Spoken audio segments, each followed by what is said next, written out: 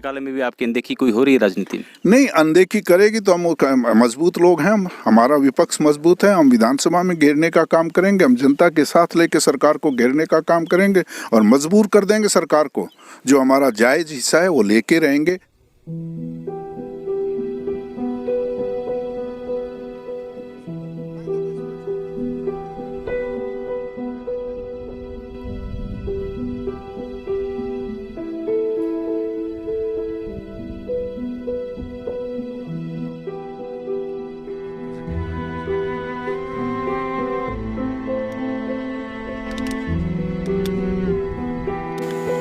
दोस्तों नमस्कार, मैं राजकुमार और आप देख रहे हैं इस वक्त हम आपकी आवाज़। इस वक्त हम रत्ताखेड़ा खरीफ चैनल के उस जगह पर खड़े हैं जो समस्या काफ़ी लंबे समय से गुंकावाली, रत्ताखेड़ा, नुइयावाली और जो तमाम इर्द गिर्द के जो गांव हैं, तकरीबन आधा दर्जन गाँव उनको समस्या आ रही थी। उस समस्या का जायजा लेने के लिए आज हमारे डॉक्टर केवी सिंह जी और अमित सियाग जी हमारे साथ मौजूद हैं। वो हमें बताएंगे और उन पूरी स्थिति का उन्होंने जायजा लिया है और अधिकारियों को भी उन्होंने दिशा निर्देश दिए हैं कि इस समस्या का जल्द से जल्द समाधान हो जाए। हम बात करेंगे अमित सियाग से, हमारे विधायक हैं, उनसे बात करेंगे कि इस समस्या को सर कितना वक्त लग जाएगा और क्या आपने आज जायजा लिया है? देखिए, अभी जैसे यहाँ पर जेई साहब खड़े हैं और हमारी एससी साहब से भी बात हुई, निरंतर इसका प्रयास करते रहे हैं। तो जो उन्होंने आश्वासन दिया है तकरीबन 2.5 से 3 महीने के अंदर अंदर ये पूरा का पूरा जितना भी काम बाकी है वो हो जाना चाहिए। आज डॉक्टर साहब की रिफाइनरी के अधिकारियों से भी बात हुई थी, एससी साहब से भी बात हुई थी, तो उन्होंने आश्वासन दिया था कि वो खुद जो मशीनरी है वो आज यहाँ पर पहुँचा दी जाएगी। और इसके साथ साथ जो है, जो कल रिफाइनरी वाले भी खुद अपनी निगरानी में जो काम का कहीं ना कहीं जो पे चढ़ा हुआ था वो खुद अपनी निगरानी में इसको ख़त्म करा के आगे बढ़ा के, और ताकि 2 से 2.5 महीने के अंदर हमारी कोशिश है इस बार जो मानसून का पानी आए सही मायने में किसानों को यहाँ से खुशहाली देकर जाए, कोशिश रहेगी, प्रयास रहेगा। सर कुछ समय पहले एक्शन और ऐसी शायद हमारे गांव में भी, गांव की चौपाल में भी आए तो उन्होंने वायदा किया था 2 महीने का, तकरीबन पता नहीं 2 महीने का वायदा किया था, पर वो वायदा अभी तक। वही मैं कह रहा हूँ कि अभी ये निरंतर हमारा प्रयास है। एक थोड़ा सा ये कह सकते हैं जो कोरोना की स्थिति आई है, कई काम जैसे ऐसे हैं जो मंजूर कराए लिए गए थे, जो बीच में जो अड़चन आ रही थी खत्म कर दी गई थी, बट कोरोना के चक्कर में कई काम थोड़ा सा गति धीमी। तो इसके लिए हम ये नहीं कह सकते, अधिकारियों का भी दोष नहीं है इसमें, क्योंकि कहीं ना कहीं उन्होंने प्रयास किए हैं, मगर कोरोना की स्थिति सभी के लिए एक नई स्थिति थी। बट अब जिस तरीके से आज निरंतर हमारी बात होती आई और जब भी सिरसा से आते हुए पूरा जायजा लेके हम जा भी रहे हैं, तो हमारी मेरे जैसे इन्होंने भी कहा कि 2.5 से 3 महीने के अंदर अंदर हो जाना चाहिए। तो मैं मानता हूँ ये बाकी तो डॉक्टर साहब आपको विस्तार से बताएंगे, क्योंकि ये उनकी परियोजना है और ये उनके दिल के करीब थी। उन्होंने, मैं मानता हूँ, 3 इस पूरे क्षेत्र के लिए, इस हल्के के लिए 3 जीवन रेखाओं के रूप में 3 परियोजनाएं उन्होंने एक सपना देखा था, और जिसमें रत्ताखेड़ा खरीफ चैनल सबसे पहली शुरुआत थी, कालवाना खरीफ चैनल जिसकी मैंने मांग विधानसभा में भी उठाई दोबारा से, और तिगड़ी खरीफ चैनल की। तो इसमें ये मांग अब फाइनली मानते हैं कि पूरी तरीके से 100% पूरी होने, 95% तो पहले पूरी हो चुकी थी, तो बीच में पे चढ़ गया, फिर कई साल ये जिस तरीके से चलता रहा। फिर डॉक्टर साहब ने, मैं मानता हूँ, श्रेय उनको जाना चाहिए, उन्होंने पूरी तरीके से, चाहे वो दिल्ली की बात हो, चाहे रिफाइनरी वालों से बात हो, चाहे वो हमारे जो सरकार है, चाहे सरकार ना होने के बावजूद भी वो निरंतर लगे रहे, उनके बीच में तालमेल बना के रखे। तो मैं कहता हूँ ये कहीं ना कहीं सभी के लिए एक सीख भी है। चाहे किसी भी विधानसभा में सरकार हो ना हो, अगर व्यक्ति की मंशा हो, नेता की मंशा हो और वो सही मायने में किसान के बारे में, जनहितैषी बातों के बारे में सोचता है, तो उसको सिरे चढ़ा सकता है। और तो ये इस पे कोई राजनीतिक पेच भी इस जो समस्या में अड़ा नहीं, मैं मानता नहीं कोई राजनीतिक पेच की बात है। किसी जो सरकार जब बदली, सरकार बदलने से पहले तकरीबन 90 से 95% काम हो चुका। सरकार बंदने, ये जो नई सरकार बनी उसके बाद मैं मानता हूँ जो सरकार की प्राथमिकताएं शायद बदल गई, उन्होंने ज़्यादा ध्यान नहीं दिया। हालांकि डॉक्टर साहब विधायक नहीं बने, मगर उन्होंने इसके ऊपर फिर भी अपना निरंतर प्रयास चलाते रहे। सरकार ना होने के कारण शायद इसमें गति हमारी धीमी जरूर हुई, मगर हमने हौसला नहीं छोड़ा डॉक्टर साहब ने और इसके ऊपर काम करते रहे। आज मैं मानता हूँ सही मायने में ये 3-4 गांव के किसान हैं आज गुक्कावाली वाले किसान तो यहाँ आपके सामने प्रमाणित कर सकते हैं किस तरीके जैसे भी चर्चा हुई थी, जमीनों के रेट बढ़ गए, किस तरह का जो नरमा और लहलहा रहा है यहाँ पर।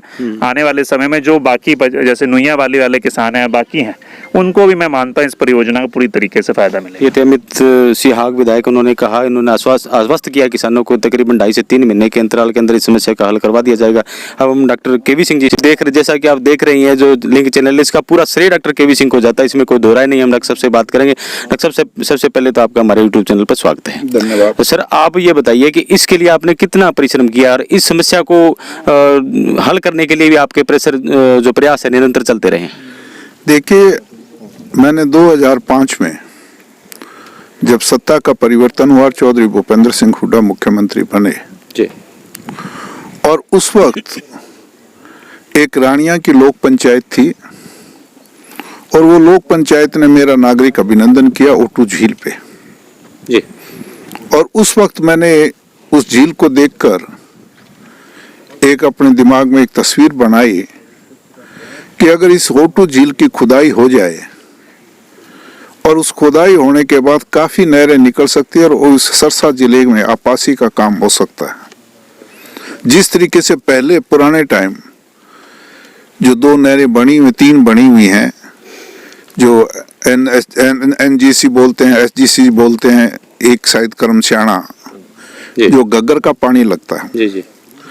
और मैंने आदरणीय मुख्यमंत्री चौधरी भूपेंद्र सिंह हुड्डा ने के सामने ये बात रखी कि अगर इसको नहर इस ओटू झील की खुदाई कर दो तो काफी कुछ चैलेंज निकल सकते हैं।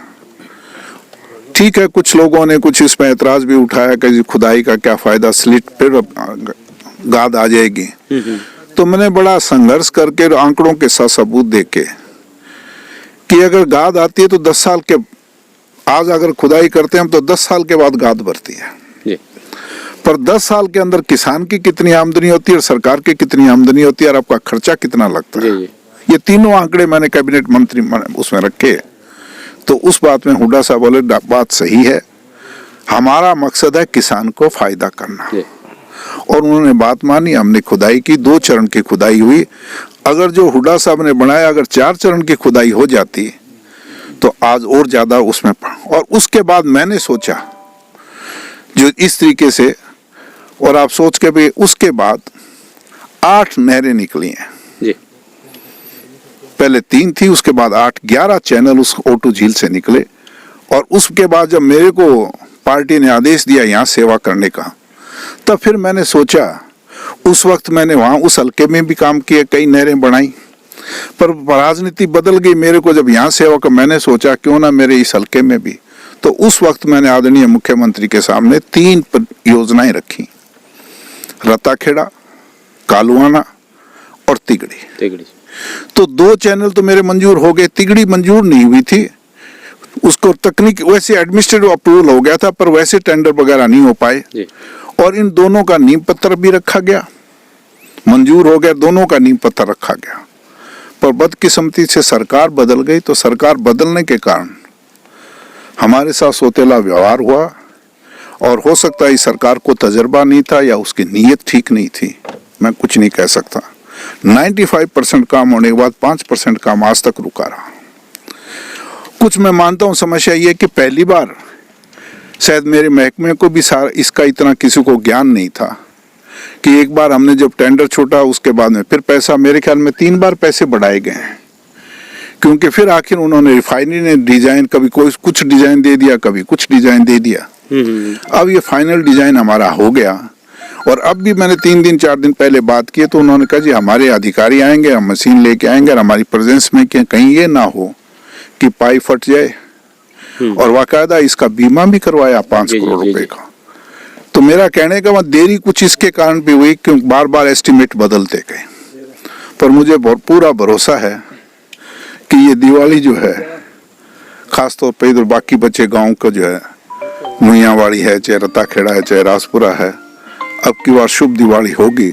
और मुझे पूरा भरोसा है कि ये लाल पानी जो है, मिट्टी वाला जो है, इस बार इनके पहुंचेगा। और मेरा एक सपना भी बाकी है, उसके लिए संघर्ष करूंगा। और उसके लिए अमित ने भी विधानसभा में आवाज उठाई है कि कालवाड़ा खरीफ चैनल जिसका नींव पत्थर रखा गया, जिसके 36 करोड़ रुपए मंजूर हो चुके, जिनका सेक्शन 4 का नोटिस हो चुका, पर सरकार ने, मुख्यमंत्री जी ने एक कलम से ये लिख के बंद कर दी कि ओटू झील में पानी नहीं है। मैं उनसे ये पूछना, ओटू झील में पानी तो बरसात होगी तो पीछे से पानी आएगा, तो सरप्लस पानी हो तो हमें दे देना, नहीं तो सरप्लस पानी होगा और वो पाकिस्तान को जाएगा तो उनको क्या फायदा होगा। तो सर एक बात अपने अनदेखी की, ये बात अभी अपने कार्यकाल में भी आपकी अनदेखी कोई हो रही है राजनीति में? नहीं, अनदेखी करेगी तो हम मजबूत लोग हैं, हमारा विपक्ष मजबूत है, हम विधानसभा में घेरने का काम करेंगे, हम जनता के साथ लेके सरकार को घेरने का काम करेंगे और मजबूर कर देंगे सरकार को।